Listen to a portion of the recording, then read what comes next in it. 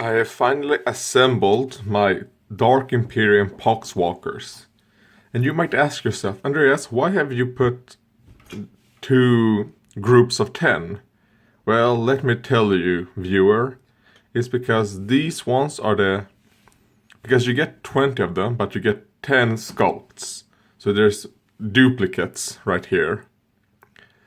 And what I tend to do with these things, like I did with the cultists in Dark Vengeance, I want to try to do some simple conversions. I don't know if it's conversions or what to say, modifications. I think might be a better word. But for example, if you look at these two, they are the same, but I gave him the hammer that normally comes with the scientist guy. And the scientist guy got the knife. So this is a simple conversion job, I guess. But it really gives them a different character. Instead of having the big hammer behind him, he now goes around with a knife in front of him. And I obviously will paint them differently. So they will have, for example, Games Workshop painted, for example, this one as a white coat and this one as a black coat. I probably will do something similar, a white coat, and I don't know if I will do a black, maybe I will, or like a dark gray, we'll see.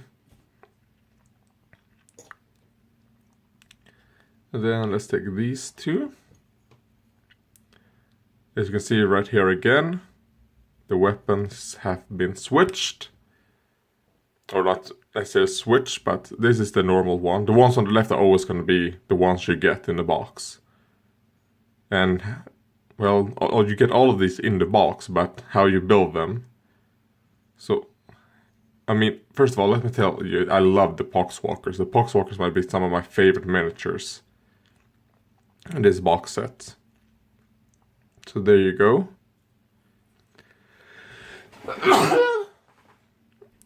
And here we have my modification or conversion. I don't know really the technical term, but here I cut away his sword and gave him a little knife from some Cadian shock troopers, I think, or Catachans, doesn't matter. And I'll think I'll ship the blade a little bit, and we'll see what I'll do. And here we also have him, because I saw how he held like that. I was like, oh, that's a perfect grip to, just hold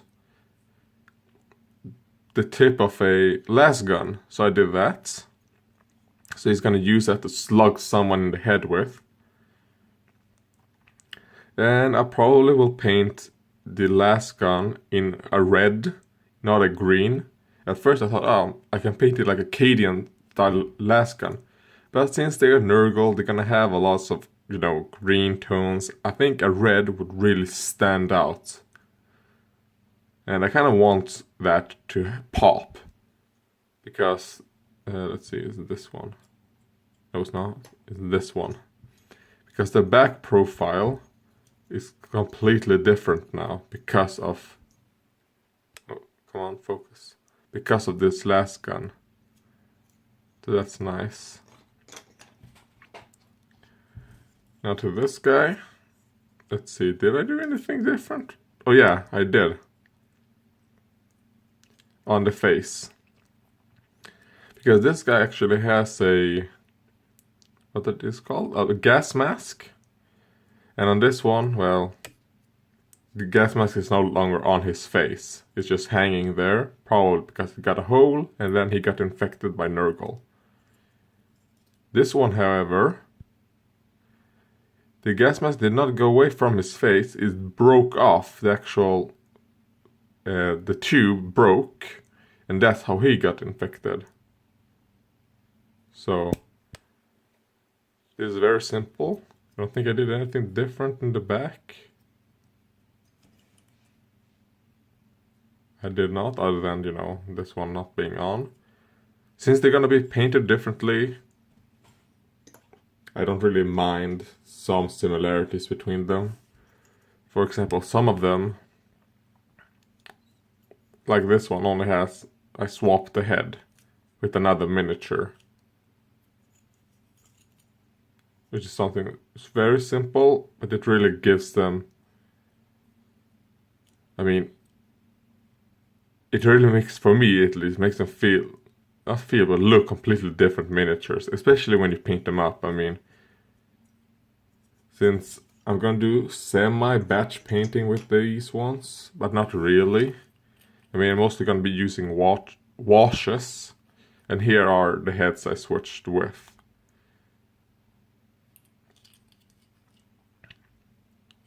I mean, I really like this miniatures for his bionic arm and all that, so I did not really know what more to do with him.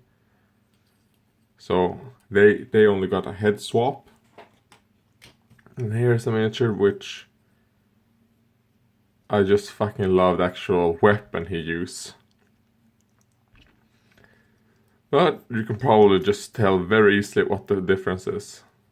He does not, first of all, I removed this thing from his head, so he's bald. He's a bald man. And also I removed the spikes. And I mean, I might add like a Acadian canteen with the Acadia symbol like scratch off. Not Acadia symbol, the Imperial Eagle scratched off a bit. Not actual Acadia, but the same colors that the last gun is gonna have. So it's probably gonna have a red shoulder pad. Just to symbolize that they were part of the PDF of this planet that they came from.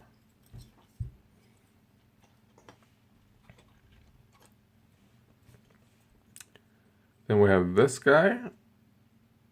You mightn't be able to tell by just a quick glance what difference is, but if I do these, I shaved off these things from him. So he doesn't have that, so he's pretty smooth. But I really don't like this on this miniature. This miniature, these things, they annoy me a bit, but since I wanted one just original form, I'm letting these things stay on this guy while I remove them on this. So, and I mean, it's very hard to remove all of them and make the miniature look, decent. So probably we'll be using a lot of Nurgle's rots around these parts to mask a little bit of, the work I've done. Which is a good thing about Nurgle is any mistakes you make, you can just mask it up with some Nurgle shit. And this guy is also super simple. I just removed the horn, and that's it. He's bald. He does not have a horn. Oh. Since he has a lot of clothing on, the biggest differentiation from him is gonna come from my paint job. And then this guy's the one with the least, I think. This is the only thing. I've bent his spike so it points downwards instead of up. That's the only difference on this guy. Because this probably, it's not really my favorite, but I did not know what I wanted to do with this guy. And I think this is enough of what I really wanted to do.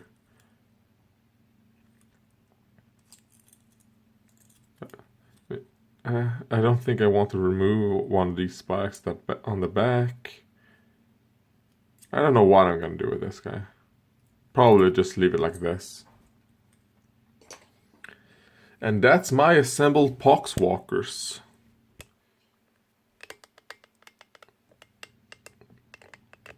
It's gonna be fun to paint them. And, oh yeah, I actually have assembled 15 of the Primaris. I have assembled the 2 Intercessor squads and 1 Hellblaster squad. I've not assembled their guns to their body yet, since it would obstruct their chest too much. So I'm gonna paint their guns and gun arms and their bodies separately and then glue them after I'm done. But here's the thing. I'm gonna have to wait until I paint them, since I want to paint them as blood angels, I've decided. And I also don't... And I want to paint them fast. So I'm gonna wait to buy the actual Mephiston red spray that Games Workshop produces. They have one of those. You know, so I'm gonna prime them with that and then just be done with it. Instead of having to prime them in black, for example, and then paint Mephiston red, just prime them with a spray can. Because I also plan on buying the Age of Sigmar new starter set. And I want to paint my corn dudes in the red, so I can prime them with Mephiston red as well. So when that thing comes out is when I'm gonna buy the spray and the Mephiston red color. So until then, Nurgle is the thing I'm gonna focus on. These ones I'm gonna prime them in white, since I'm gonna use a lot of shades mostly, like on the skin and things. The clothing actually will be done with regular colors, but yeah. I'm really looking forward to painting these guys. The actual Plague Marines, however, oh, we'll see. I don't really know what color scheme I want to do on them quite yet. I haven't assembled them yet. This is the only Nurgle things I have assembled so far.